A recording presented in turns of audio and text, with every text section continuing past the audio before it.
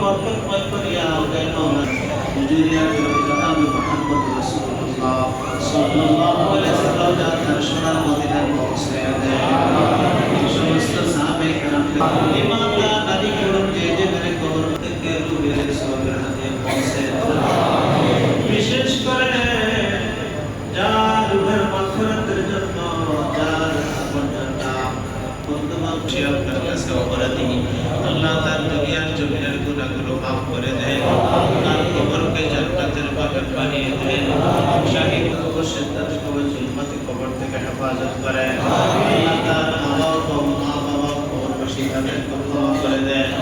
আল্লাহ আমাদের অনেকের নাম অর্থাৎ আল্লাহ একটি কন্যা সন্তান ছেলে সন্তান আছে তাদেরকে সবর করার তৌফিক দান করেন আল্লাহ তাদেরকে সবর করার তৌফিক দান করেন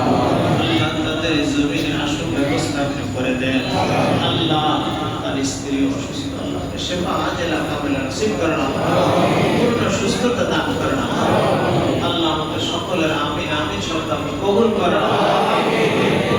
আল্লাহ এখানে অনেকেই দোয়া আছে সকলের নাম মনে নাই ভুলে গেছি বলা সম্ভব না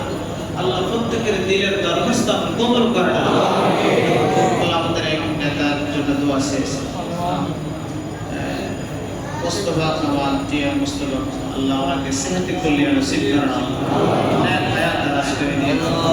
এইভাবে যারা যে জন্য দোয়া শেষ আমাদের সকলের শারীরিক মানসিক সুস্থতা আপনি দান করেন আমাদের দেশের উপর রহমত নাযিল করেন আমাদের ভূমিকম্প ভূমিধস জলস্ফাস মহামারী থেকে আমাদের দেশকে হেফাজত করেন আল্লাহ আমাদের সমাজকে হেফাজত করেন